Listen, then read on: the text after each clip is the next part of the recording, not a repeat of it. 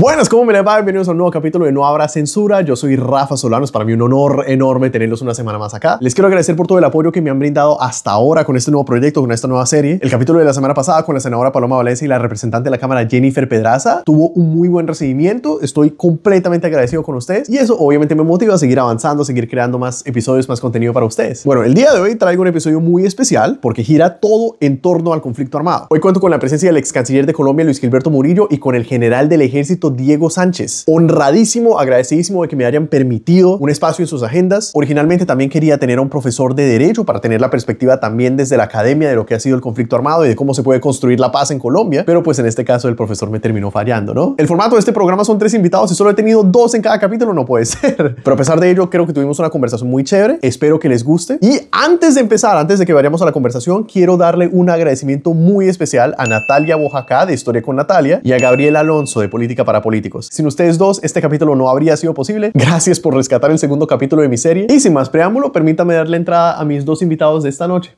Él fue 2 veces gobernador del Chocó, ha sido analista de políticas internacionales en la FAO, en USA, director del programa Todos Somos Pacífico, ministro de Ambiente durante el gobierno Santos, embajador de Colombia y canciller durante el gobierno actual de Gustavo Petro. Luis Gilberto Murillo, bienvenido, gracias por estar aquí en No Habrá Censura. Muchas gracias, muy amable por la invitación, por la oportunidad, Rafa. Igualmente me encuentro aquí con el brigadier general retirado, veterano del Ejército Nacional de Colombia, Diego Yesid Sánchez Ruiz. Él lleva más de 34 años al servicio de la consolidación de la paz en Colombia, ha sido comandante de múltiples unidades militares en su carrera militar, combatió todos los grupos al margen de la ley, ha sido distinguido con las más altas condecoraciones nacionales. General, un honor enorme, gracias por estar aquí en No Habrá Censura. No, gracias, Rafael, por la invitación. Igualmente un saludo especial a nuestro ex canciller, candidato presidencial, muy amable también por estar acá. Les agradezco este tiempo y este espacio, muy amables. Yo quiero que comencemos, digamos, con la naturaleza del conflicto armado. A mí me encanta, además, que el ex canciller provenga del Chocó, una región también muy vulnerable. Quiero escuchar su perspectiva desde la infancia, digamos, cómo ha girado su vida en torno al conflicto armado en Colombia. ¿Qué anécdotas tiene usted por ahí? ¿Qué historias nos puede relatar? Muchas gracias, Rafa. Yo quisiera primero de nuevo agradecerle por este espacio para discutir temas de país, los temas que realmente de los cuales debemos estar hablando. Y también al general Sánchez por su perspectiva y también agradecerle por su servicio a la República. Yo he trabajado con muchos generales en mi paso por el servicio público y sé el sacrificio que hacen tanto ellos como sus familias. Lo narro desde mi infancia. Yo nací en un pueblo que se llama Andagoya, que era un corregimiento minero, después volvió a ser un corregimiento típico del Chocó, en el centro de la selva, en el río San Juan y Condoto, y muy conectado con Buenaventura. Nosotros crecimos en el Chocó en un remanso de paz, porque realmente la violencia llegó al Chocó a finales del 96 con la entrada por el atrato y el conflicto entre paramilitares y guerrillas y las comunidades en medio. El medio San Juan y muchas de las personas que conozco hoy están en medio del conflicto y por eso yo conozco de primera mano qué pasa con el conflicto. He tenido momentos, cuando fui gobernador en mi pueblito llegaron paramilitares, logramos sacarlos de ahí, plantear un plan de paz en el año 98, un año muy difícil. Igualmente en el año 2011 trabajamos intensamente para poder apoyar a la población civil en medio de paros armados, tanto de grupos del Clan del Golfo, paramilitares en esa época, como de la guerrilla de las FARC. Y conozco el conflicto de primera mano porque una vez cancelé todas las personerías jurídicas de la Convivir en el Chocó cuando eran legales.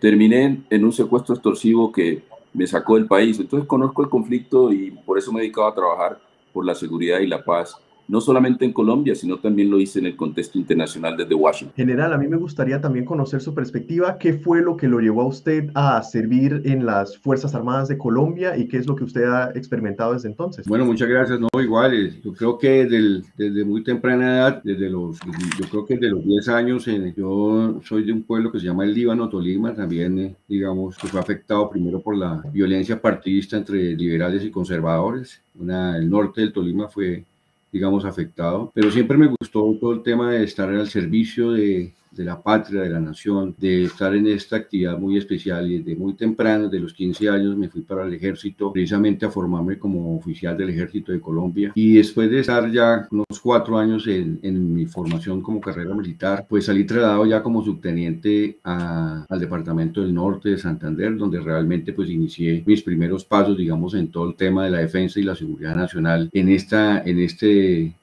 sector fronterizo de Colombia, el cual en este momento estaba afectado precisamente por el ELN y por algunos residuos de las FARC en ese momento. Más adelante, ya a través de los grados, pues que fui ascendiendo, pues me tocaron otras regiones como Santander, Magdalena Medio, Arauca, afectada por el ELN, el Magdalena Medio por las guerrillas de las FARC, y lógicamente que ya después de un determinado tiempo, digamos que no solamente ya era el enfrentamiento con las FARC, el ELN, el EPLN, sino que ya también con las estructuras del narcotráfico que también nacieron al final de los años 80 y principios de los 90. Entonces digamos que fue una vida de 34 años precisamente confrontando a todos estos grupos armados al margen de la ley, al ELN, al EPL, a las FARC, a las autodefensas ilegales, ilegítimas, y lógicamente pues a todos estos grupos armados al margen de la ley, y que más adelante se volvieron unos grupos de narcoterroristas, y que también nos tocó precisamente, y en estos momentos está tocando también muy fuerte, digamos, a las fuerzas militares en esa confrontación y en ese cuidado de la Constitución Nacional todos los días. Entonces yo creo que nacimos en un país que nos ha tocado en las diferentes regiones precisamente velar por el servicio y velar precisamente por la paz y la seguridad del pueblo colombiano. Y desde las fuerzas militares, como en mi caso, como Ejército Nacional, pues dedicado toda la vida al servicio de estar en los diferentes municipios, en las diferentes veredas, desde muy chiquito, caminando nuestro país en todos los municipios y en todas las partes donde me fui trasladado, precisamente para llevar esa paz y esa seguridad a todas las personas de bien y a todo el pueblo colombiano. A mí me sigue mayoritariamente mucha gente joven, entonces también me gustaría que hagamos ese recorrido histórico. Esto es lo que yo comprendo. Yo tengo 25 años, yo nací en el 2000, entonces digamos que me ahorré una gran parte de la violencia en Colombia, pero me gustaría que me relaten también ustedes. Lo que yo comprendo es, posterior al asesinato de Gaitán, se crearon como distintos grupos campesinos de izquierda a lo largo del país. Posterior al Frente Nacional y demás, hubo operaciones en contra de ellos que hizo que se armaran, ahora sí, creando las FARC, creando el ELN, y en respuesta a estos grupos guerrilleros se crearon los grupos paramilitares. En medio de todo el caos llega el narcotráfico, Pablo Escobar, guerrillas urbanas como el M-19, pero me gustaría que lo relaten ustedes, que tienen más experiencia de vida. Quiero comenzar con el ex canciller Murillo. ¿Cómo nos puede resumir la historia de la violencia en Colombia? Ese resumen de los 90 segundos, yo simplemente quiero decirle que Colombia ha tenido una historia de paz y violencia dependiendo de de esos ciclos históricos.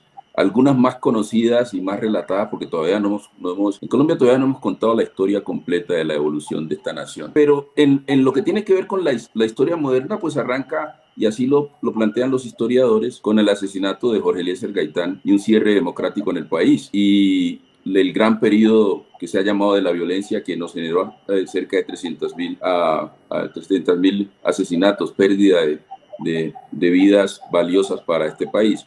Y por el cierre democrático aparecieron la violencia entre liberales y conservadores, que era muy partidista, muy de estos dos partidos, y el Tolima, de donde es el general Sánchez, tiene obviamente un relato histórico muy importante que contarle al país, y que está plasmado en nuestra historia. Posteriormente nos saltamos de esa violencia que no tenía ningún sentido al Frente Nacional, donde los líderes más relevantes del país, Laureano Gómez participó en eso, Alberto Lleras, todo el grupo de líderes nacionales tanto el Partido Liberal como el Partido Conservador, hicieron un acuerdo de élite, sí, hay que resaltarlo, para poder cortar la violencia bipartidista entre el Partido Liberal y el Partido Conservador, la violencia del trapo rojo y el trapo azul.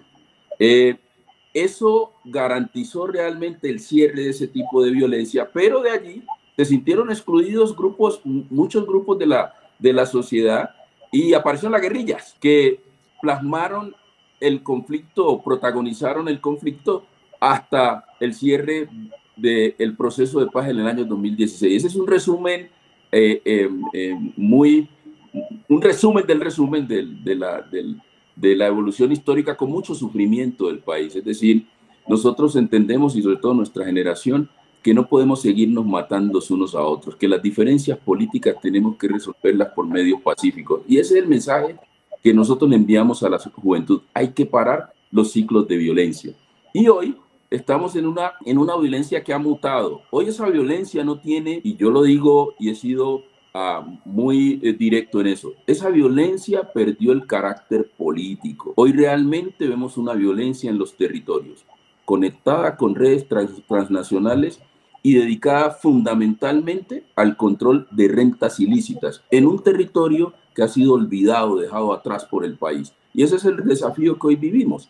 Y ese es un resumen del resumen, como le decía, de qué ha sucedido con la violencia en el país, además que ha impactado desproporcionalmente a algunos grupos de la población en esa Colombia excluida: campesinos, indígenas, afrodescendientes, población negra, población humilde en las ciudades. Eso hay que tenerlo también muy claro. Y en últimas, son los que pagan los platos rotos del conflicto en sus diferentes mutaciones y categorías. A mí también me gustaría, digamos, ahondar en el tema de por qué a Colombia, a través de la historia, Colombia perdió el poder de su propio territorio, por qué las Fuerzas Armadas no tenían control en lo que Álvaro Gómez Hurtado llamaba las repúblicas independientes, por qué hubo ese vacío de poder en Colombia a lo largo de la historia. Quiero escuchar aquí al general. Bueno, Colombia es una nación, digamos, por su territorio, por sus tres cordilleras, un país supremamente, digamos, difícil, digamos, desde el punto de vista geográfico. Todo inicia, digamos, desde las primeras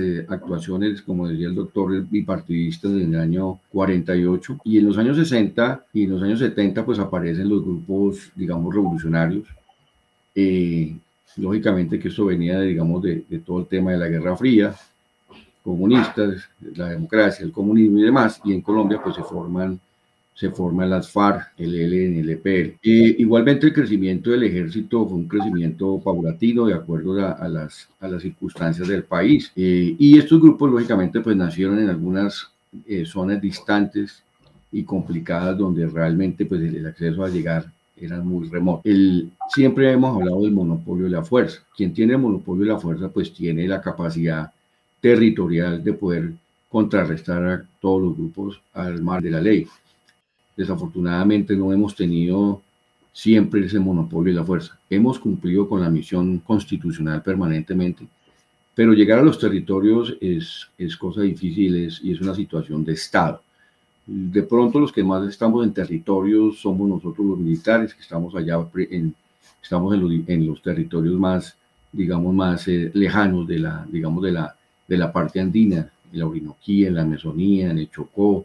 Allá están las fuerzas militares, el Ejército Nacional haciendo presencia, pero el Estado como tal le ha costado y ha sido muy complicado de que realmente todos los estamentos o las partes del Estado lleguen donde tienen que llegar a la solución de los problemas.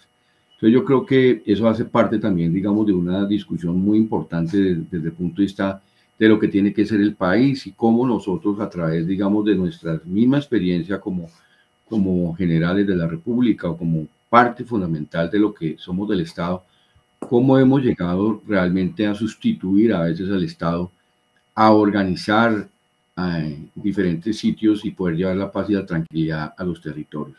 Entonces no ha sido muy fácil precisamente ese monopolio de la fuerza. No ha sido tan fácil la territorialidad. Ojalá tuviéramos más ayuda por parte del Estado, hemos tenido más ayuda para poder llegar a todos los rincones del país, precisamente con el Estado. No solamente llegando con el ejército, con la armada, con la fuerza aérea, sino llegando con todos los estamentos del Estado para poder tener esa territorialidad, para poder tener ese monopolio de la fuerza. Como yo le decía, son etapas del conflicto armado en Colombia, precisamente una etapa de la violencia bipartidista, después la etapa de los grupos armados, que nacieron en los años 60 y 70, y en los años 90, cuando ya se incorpora una situación más delicada que es el narcotráfico. Hoy en día, y desde los años 90 venimos con una situación supremamente delicada, Y los grupos narcoterroristas se dieron cuenta de que del combustible precisamente para mantener ese control territorial armado en las diferentes zonas es a través, digamos, del narcotráfico, la minería ilegal.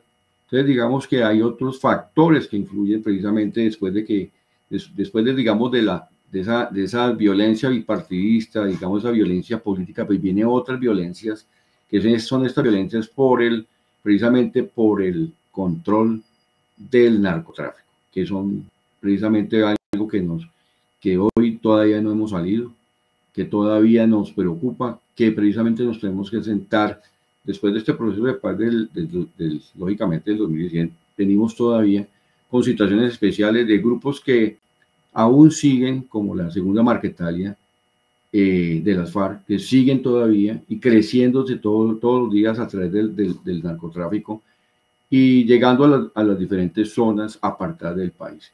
Esto es una problemática que es de todo el pueblo colombiano y de las fuerzas militares, lógicamente, pero vuelvo y le digo, desafortunadamente, cuando llega el ejército a algún lugar, no llega con todo el Estado. La idea es que llegue todo el Estado a los diferentes territorios.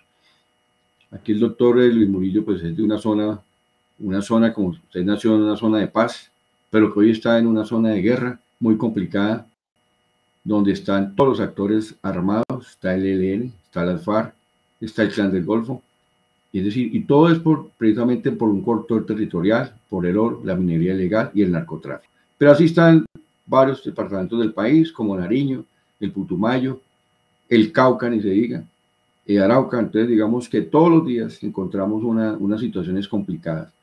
Y lo más importante es que tengamos unas fuerzas militares pero muy empoderadas, unas fuerzas militares con mucho profesionalismo, pero que tengan las herramientas necesarias de cómo llegar a los diferentes territorios, pero en compañía del Estado, que haya una actitud política real de estar precisamente en esos sitios donde podamos de una manera u otra atacar y poner ley y orden donde se debe poner ley y orden. Y justo aterrizando aquí en este tema que usted nos relata, a mí me gustaría también preguntarles cómo se pone orden en este caso.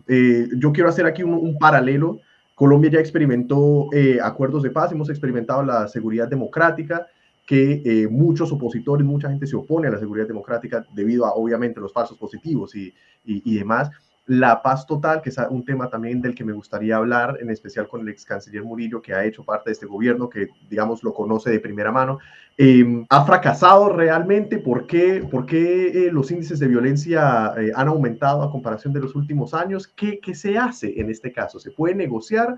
¿Cómo se puede combatir? Y en ese caso, ¿cómo se deben combatir los grupos armados ilegales? Rafael, yo quisiera, antes de pasar a su pregunta, volver a lo histórico, porque creo que hay que hacer una claridad que es importante para el país. Y eso parte del primer acuerdo que logró la sociedad colombiana de hoy en ese entonces, que fue el acuerdo entre criollos, artesanos, campesinos, negros, descendientes de africanos esclavizados e indígenas, etcétera. Queremos una nación que sea una nación. Primero, luchemos por la independencia, pero con el contrato social de una nación independiente, de una nación libre, de una nación de iguales, que sea incluyente y justa. Y ese compromiso, ese contrato social no se ha cumplido, porque el país, en lugar de tener una sola Colombia, tenemos muchas Colombias que hay que unirlas. Por eso se abandonaron territorios, porque se concentró el poder en unos cuantos, y yo quiero resaltar eso, porque hoy estamos viviendo las consecuencias. Y le dejamos esa otra Colombia, que debería ser una, que está viviendo todavía con indicadores socioeconómicos del siglo XIX y no realmente del siglo XXI, que necesita medio siglo para tener los indicadores de hoy de Bogotá. A esa otra Colombia se la dejamos a la fuerza pública.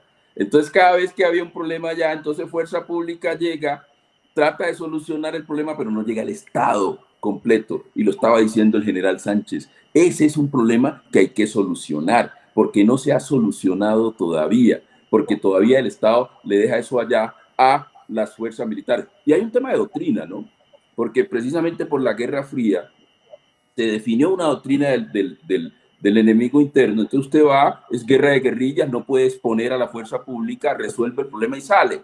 Pero ahora necesitamos presencia permanente, porque es un tema de soberanía del Estado y monopolio de las armas en la fuerza pública. Entonces tiene que hacer presencia allá. Ese es un tema histórico y por eso luchamos nosotros desde nuestros territorios. Ahora, ¿qué se hace hoy? Esto ha mutado. Esas agendas políticas ya no están allí. Primer punto, hay que fortalecer la capacidad de la fuerza pública. ¿Por qué? Porque la paz total, que tuvo muy buenas intenciones, en su implementación no se hizo bien y no salió bien, salvo algunos ejemplos que todavía siguen andando. El ejemplo de Comuneros del Sur en el Nariño, o el ejemplo que están tratando de retomar de chotas espartanos y ahora hay una nueva banda Chiquillos en Buenaventura, o el ejemplo que se está dando en Chocó, que están reanudando los diálogos con las bandas que están allí. Pero se necesita claridad jurídica. En el momento en que estamos hoy, se necesita claridad jurídica de un marco de sometimiento que refleje cómo han mutado estas bandas, porque no podemos ser ingenuos. Y allí no se puede desconocer el primer punto de la seguridad, tener una fuerza pública como siempre ha sido las mejores en el hemisferio occidental, con enorme capacidad de llegada, de choque, de la posibilidad de tener buena información de inteligencia, de revisar temas de doctrina, pero esto se hace con la fuerza pública, con la Policía Nacional, con las fuerzas militares, con el aparato de inteligencia. Y segundo, hay que revisar temas de doctrina para garantizar la presencia de la fuerza pública en esos territorios que también son Colombia. Y tercero, la otra seguridad, porque aquí los del privilegio dejan eso allá a la fuerza pública y que vea cómo hace eso, pero las víctimas somos nosotros que estamos en medio del fuego cruzado. Hay que proteger a la población civil y en eso tiene que llegar el Estado con oportunidades para la gente, con educación, con salud, con empleo. Esas zonas son ricas, el general las conoce, pero no le hemos dado la oportunidad de que se desarrollen, ni siquiera las hemos conectado físicamente con el resto del país, ni siquiera las hemos conectado. Y miren ustedes, lo que se hace en las redes criminales, las conectan. Algunos dicen, sí, algunos llegan porque hay reclutamiento forzado, pero el general sabe que hay otros jóvenes que se meten en eso porque no tienen otra oportunidad. Y tienen a esa gente ahí todos los días. Eso tiene que cambiar. ¿Y por qué no ha cambiado? Porque es muy fácil dirigir desde Bogotá con ingenuidades. Y es muy fácil.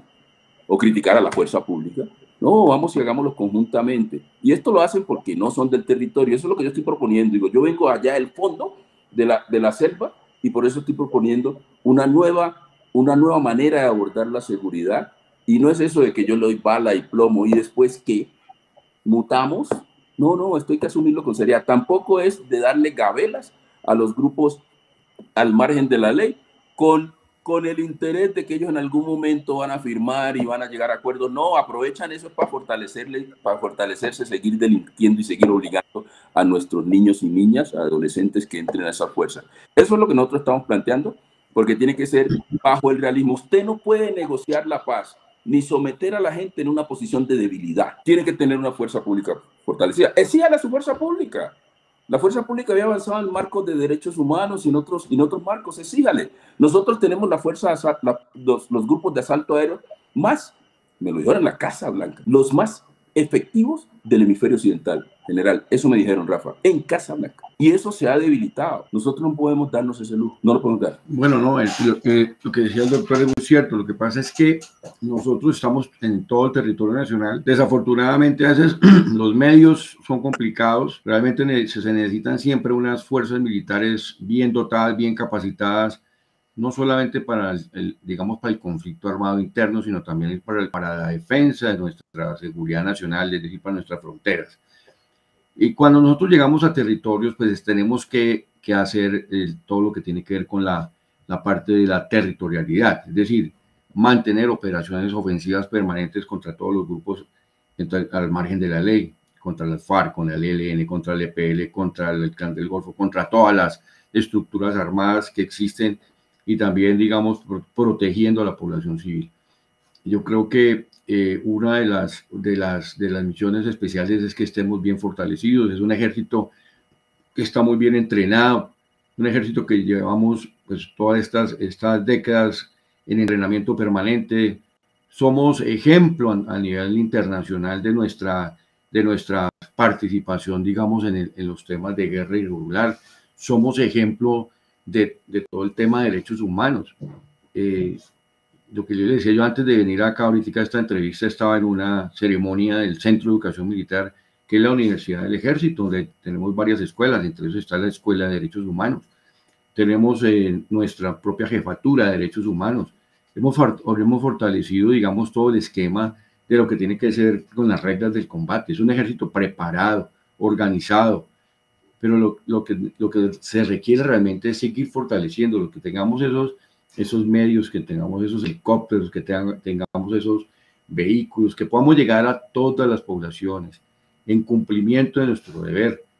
Mire, cuando uno está en las áreas de combate, cuando uno está haciendo territorio, está en las veredas, ¿qué es lo que clama la gente? Primero, que no se vaya al ejército, que no se vaya al ejército, porque inmediatamente se va al ejército de una población, de una vereda, pues al mes o a los 2 meses, ¿quién llega? Pues llegan los grupos armados, armados generales, a secuestrar a los niños y niñas, quitar a esas niñas y niños del campesinado, y se los llevan y los reclutan y los encuadrillan, y entonces vemos niños y niñas dentro de las filas de las FARC, del ELN y de todos los grupos alzados armados. Entonces necesitamos un ejército fuerte, un ejército territorial que esté en todos lados, pero para eso tenemos que crecerlo, fortalecerlo, organizarlo y tener todas las capacidades para poder llegar a todos los territorios.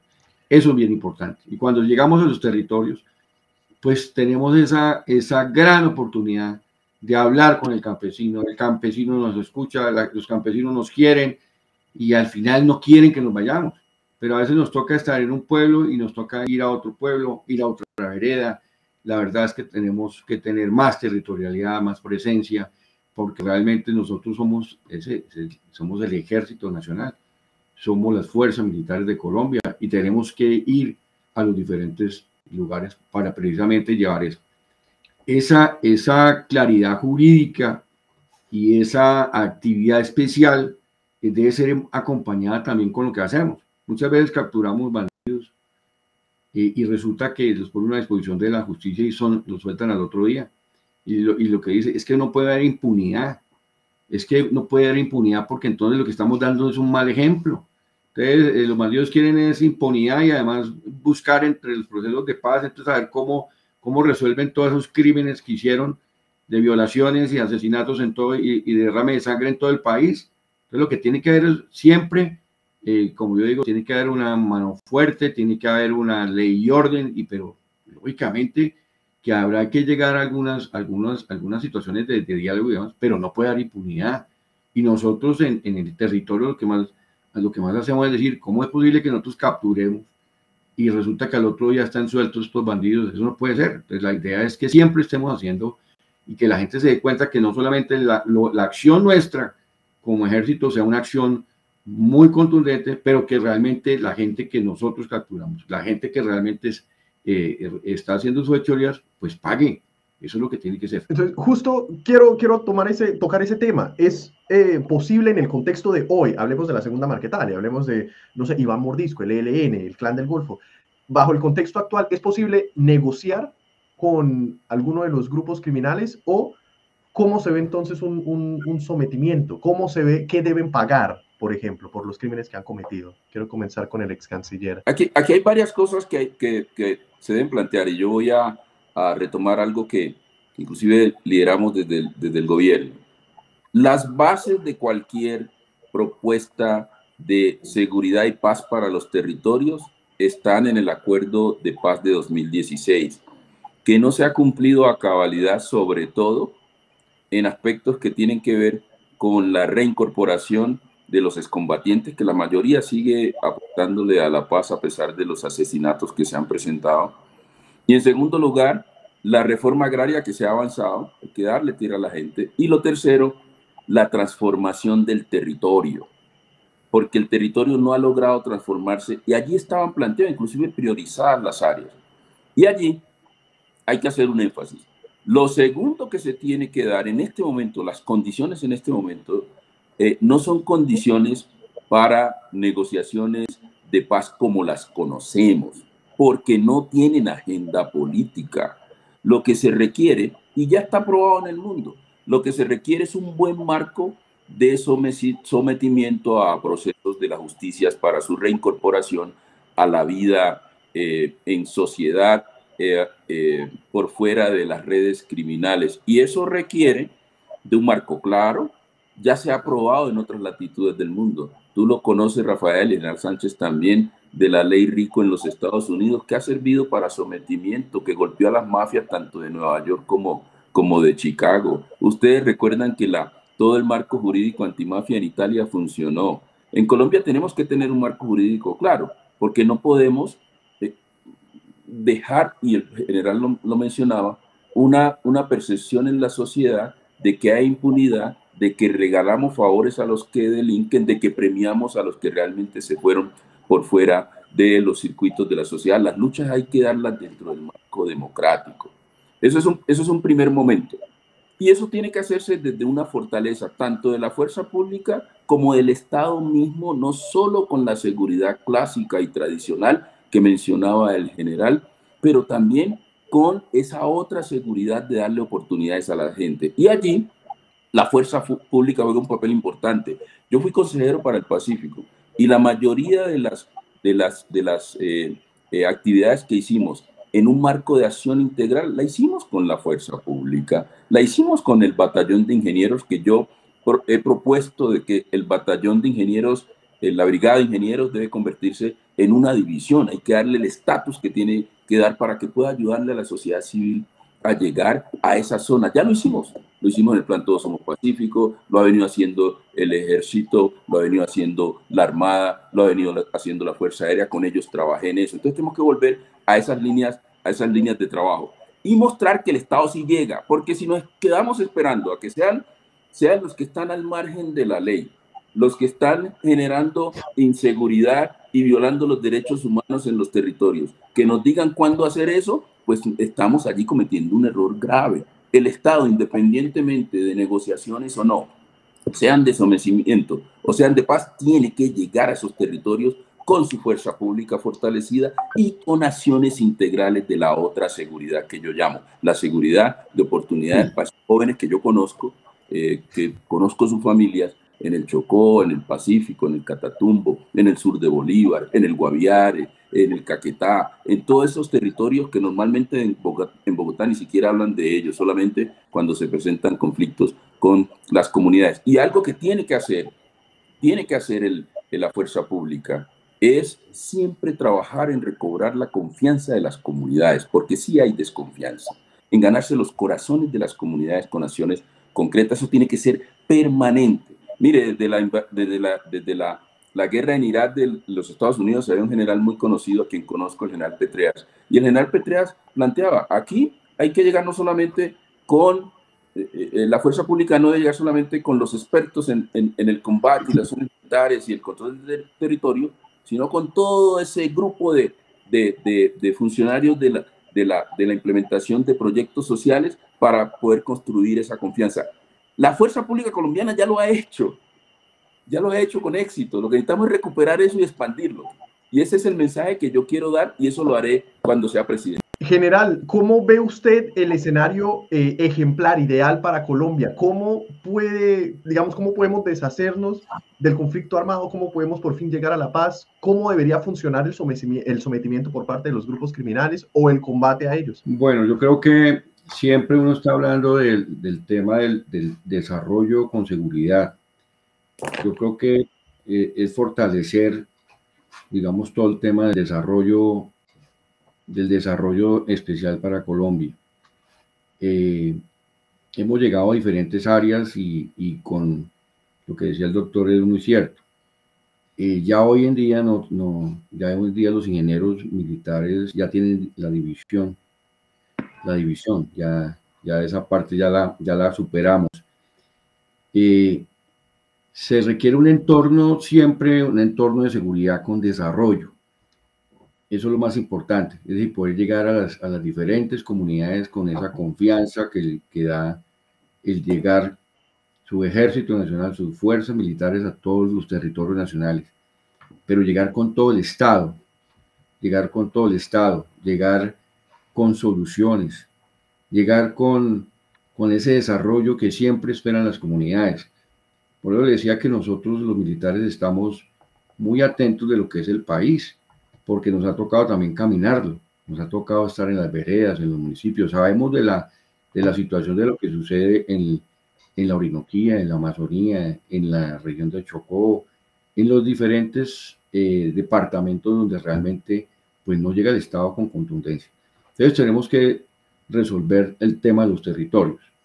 Cuando llegamos con desarrollo de los territorios, con unas buenas carreteras, con unos servicios públicos adecuados y llegamos también con esa seguridad, ya, pues apartamos a los bandidos del paso. Pero vuelvo y le digo, tiene que haber, no puede haber impunidad, no puede haber esos procesos tan demorados y lógicamente donde la gente se da cuenta de que los bandidos siguen haciendo de las suyas. Yo creo que tenemos que ser fuertes en nuestras leyes, tenemos que ser fuertes en el orden y en la ley, y tenemos que ser muy, pero muy fuertes también en poder llegar a todos los territorios, lógicamente combatiendo a todos estos grupos narcoterroristas que tanto le hacen daño al país. Justo toda esta semana ha habido un caos, ha habido un drama completo, ya que el gobierno Petro, el gobierno actual, en un bombardeo en el Guaviare, terminó también quitándole la vida, terminó también matando a menores de edad que estaban reclutados por la guerrilla. Me gustaría conocer desde el punto de vista político, porque lo mismo ocurrió también en el gobierno Duque y también hubo un escándalo en su momento, hubo una moción de censura contra el ministro de Defensa. Casos similares, la historia no se repite, pero rima, y pues ese es el caso aquí en este gobierno también. Quiero conocer desde el punto de vista político, el ex canciller Murillo, que conoce eso, cómo son las decisiones ahí desde el Ejecutivo, y también posteriormente me gustaría conocer al general cuáles son los protocolos en caso de menores de edad reclutados por la guerrilla, por los paramilitares, por grupos armados. En eso, Rafael, la fuerza pública obviamente tiene sus protocolos de evaluación de cuál es la mejor herramienta para poder garantizar la ejecución de su estrategia de seguridad. Y hay una serie de herramientas en ese conjunto de posibilidades de la fuerza pública. Lo menos deseable sería obviamente un bombardeo donde no tengamos la seguridad de que allí no se encuentran niños y niñas, y sobre todo en un país donde nosotros, siendo canciller, organizamos la primera conferencia mundial. Tuvimos aquí cerca de 150 delegaciones hablando sobre la protección de la niñez, donde en Colombia tenemos mucho por hacer. Y sí ya es el extremo de exponer a la niñez. Lo primero es que los culpables directos de esta situación son los que reclutan a los niños y niñas y los exponen, los usan como escudo. En segundo lugar, hay que tratar de evitar que los recluten, pero si esto sucede, evitar de que puedan estar en estas situaciones donde son parte de las consecuencias de un bombardeo tan lamentable de muerte de niños y niñas. Lo menos deseable es eso. Y hay otras herramientas. Yo estaba mencionando la capacidad que tiene la fuerza pública de asaltos aéreos, etcétera, pero eso requiere de mucha inteligencia. Y yo sí quiero decir que hay que revisar y reconstruir el aparato de inteligencia del Estado y de la fuerza pública y darle la orientación que debe tener para que sea parte de una estrategia de seguridad efectiva. Una buena inteligencia ayuda realmente a escoger el mejor medio, como dicen en el mundo militar, para eso. ¿Cómo se toman estas decisiones? Yo he participado en algunas porque fui gobernador y trabajé muy bien con un general al cual aprecio, que es el general Hernán Giraldo. Y en esa época no había proceso de paz, había una lucha frontal contra las FARC, contra el ELN, contra el Clan del Golfo. Se hicieron algunos bombardeos donde obviamente no hubo niños ni niñas, y a veces se abstenían de hacer esos bombardeos, inclusive en zonas donde se tenía población civil. Eso ya el país tiene experiencia en cómo hacerlo, pero lo que yo intuyo no estaba en esos procesos es que sí hay que hacer un esfuerzo enorme en mejorar, y hay espacio para mejorar y refortalecer las capacidades de inteligencia del aparato del Estado. Pero las guerras y las luchas contra los criminales son dolorosas, tienen consecuencias, y por eso cada día tenemos que trabajar para que el país supere esta situación de conflicto y realmente pueda tener bajo control sus territorios, proteger a su población civil y evitar que redes criminales sigan incidiendo en gran parte de nuestro territorio, precisamente generando situaciones de alta inseguridad como lo vemos ahora. En el Ejército Nacional se creó la Jefatura de Derechos Humanos y la Jefatura de Derecho Internacional Humanitario. Y se crearon también, digamos, los asesores jurídicos operacionales. Y hablamos siempre del derecho operacional. Y dentro del derecho operacional siempre hablamos del artículo, digamos, de todo lo que tiene que ver con el protocolo 2, artículo 3, que tiene que ver con todo lo que tiene que ver con la guerra irregular y con la participación, digamos, de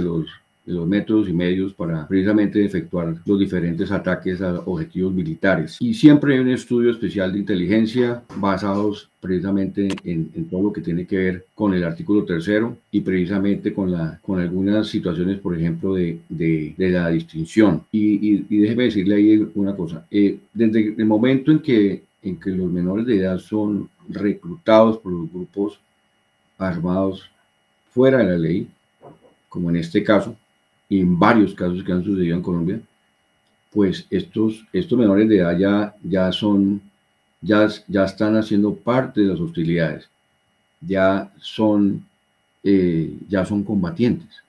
Por lo tanto, digamos que un ataque es lícito en ese momento. Quisiéramos que no sucedieran estas situaciones, pero desafortunadamente, como dice el doctor, los culpables son estos grupos armados al margen de la ley, como las FARC, el ELN, el EPL, y todos estos bandidos que se llevan a los niños secuestrados, los reclutan y los encuadrillan, y los meten a campamentos, les dan armamento, con lo cual pues van a atentar contra la población civil, van a atentar contra las tropas, van a colocar carros bombas, van a volar oleoductos.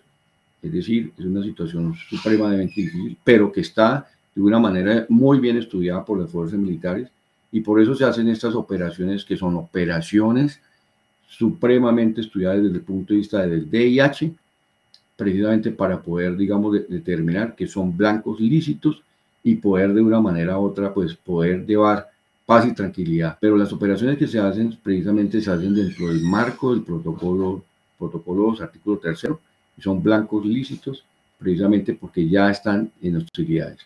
Es una protección permanente de diferenciar entre lo que es población civil y lo que son combatientes. La verdad es que yo sí tengo muchas preocupaciones en términos de las capacidades en términos de inteligencia, en términos de... ¿Por qué? Porque siendo embajador y siendo canciller, obviamente que estuve en los circuitos, sobre todo relacionados con la cooperación con los Estados Unidos. Y a mí sí me preocupa, y aunque no estoy en esas discusiones y tan pronto sea presidente, lo primero que voy a revisar es cómo están las capacidades de inteligencia del Estado como tal y de la fuerza pública, porque es una preocupación de la sociedad. Nosotros creemos que tienen ustedes todos los protocolos, es cierto, se ha avanzado mucho. A propósito, quien primero le propuso al presidente Petro la creación de la División de Ingenieros fui yo, porque trabajé con ella muchos años.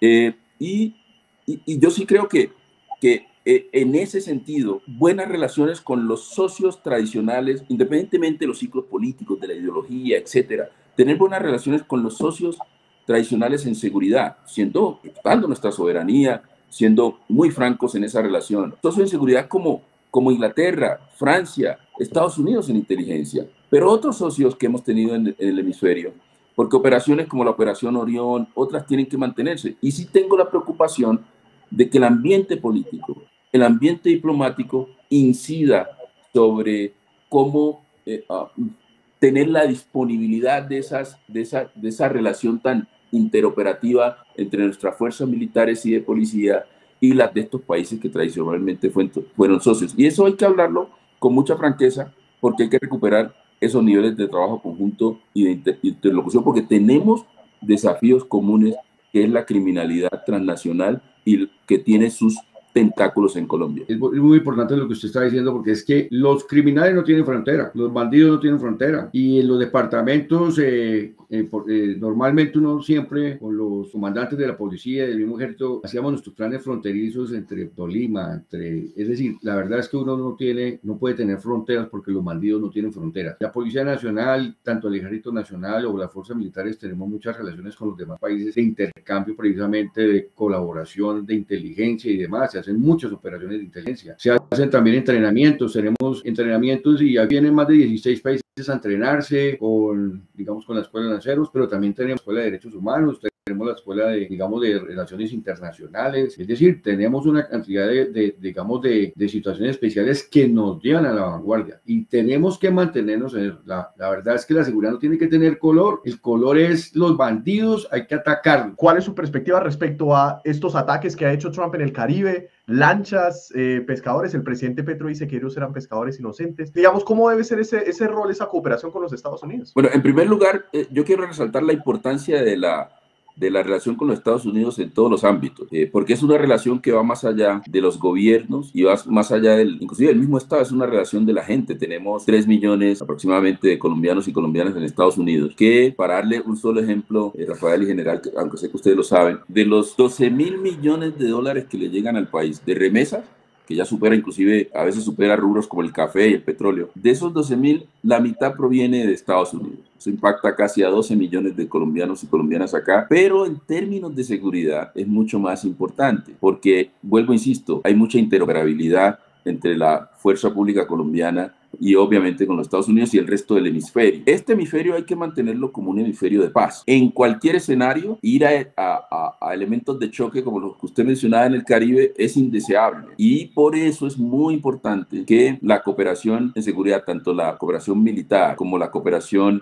policial, la cooperación de inteligencia, la judicial, se mantenga. Y se mantenga en buenos niveles de cooperación con mucha confianza y trabajo conjunto. Pero además de eso, en lo político y diplomático, porque lo que ha sucedido es que se cerraron los canales de interlocución. Todos los comités que teníamos binacionales, que eran muchos, el diálogo de alto nivel, teníamos un comité estratégico donde los cancilleres, ministros de defensa y sus homólogos en los Estados Unidos dialogábamos sobre temas de desafíos de seguridad tanto en Colombia como hemisféricos. Eso tampoco ya no se tiene, eso hay que recuperarlo porque es muy importante, como lo decía el general, porque las redes criminales no respetan país ni color ni territorio. Entonces tenemos que trabajar conjuntamente en eso. Hay que pasar por desescalar el conflicto en esa relación, porque hubo mucha provocación de lado y lado. Hay que evitar las provocaciones, evitar la diplomacia del trino y de las redes sociales, porque yo estuve resolví la primera crisis que se dio favorable. Eso es lo que yo le quería preguntar. ¿Cómo lo vivió usted esa madrugada que el presidente tuiteó? Trump amenazó con meternos aranceles. Es que también me gustaría escuchar eso de su parte. Porque nosotros nos apartamos, blindamos, controlamos lo que estaban diciendo nuestros presidentes. De un lado estábamos nosotros, nuestro equipo que yo lideraba, y por otro lado estaba Mauricio Claver Carón en Departamento de Estado y Casa Blanca. Y teníamos la voluntad política de negociar y resolver esto y pasar a una agenda positiva. Y lo hicimos. Y evitamos aranceles, evitamos sanciones a los bancos, que era lo más peligroso, a los bancos colombianos, sanciones consulares de no entrega de visas a colombianos y colombianas, sanciones a los funcionarios. Y eso es lo que necesitamos ahora. Se dieron provocaciones del lado colombiano. Y sí hubo respuestas del lado de los Estados Unidos. Y mire dónde vamos. En un presidente que a mí me parece que hay que hacer todo lo posible para llegar a crear las condiciones que salga de esa lista Clinton, que lo han incluido. Yo también creo que del lado nuestro hay que decir, allá está Trump, el presidente Trump allá hacer sus cosas domésticas, esté de acuerdo, no esté de acuerdo, pero nosotros tenemos que entender que también fue un presidente que lo eligieron los Estados Unidos y que hay que tratarlo con el respeto de ser un líder de un país elegido popularmente, porque eso tiene que ser recíproco. Y lo otro es, hubo oportunidad de sentarnos con Trump, porque esa era mi intención, de sentarnos con el equipo del presidente Trump, el equipo nuestro en Colombia y hablar qué hacemos en uno de los temas más contenciosos, que era la política de drogas. Recuerde que los bombardeos iniciaron ahora, pero en un vacío que se dio de diálogo entre Colombia y los Estados Unidos sobre drogas, un diálogo inicial político, porque la fuerza pública siempre ha estado ahí de ambos países lista para actuar, pero no de esa manera. Esa fue una decisión política y nosotros lo permitimos porque no generamos la interlocución. Mire, nosotros logramos, yo era canciller cuando logramos en Viena que Estados Unidos apoyara la revisión de las convenciones de droga, algo que se consideraba imposible. Estados Unidos nos apoyó en Naciones Unidas, después en la Asamblea, para que creáramos un panel que dé las recomendaciones de cuáles son las modificaciones que se tienen que hacer a la Convención de Drogas. Ahí está el panel, debe presentar su resultado en este año. Estados Unidos apoyó la propuesta que yo hice de que Colombia llegara al Consejo de Seguridad. Entonces, ¿cómo vamos a cerrar ese espacio? A mí me parece que fue un error que se cometió porque del lado nuestro teníamos que insistir en dar ese diálogo y decirle a Trump, el nuevo presidente de los Estados Unidos en ese momento, mire, hablemos de drogas. General, ¿cómo considera usted que ha sido la cooperación entre Colombia y Estados Unidos, Plan Colombia, por ejemplo, y demás? Plan Colombia fue una época muy importante en la reducción digamos, de todo el tema del narcotráfico. Yo creo que esas relaciones entre Estados Unidos y Colombia pues se deben mantener de una manera u otra. Es nuestro primer socio comercial realmente, y en la parte militar pues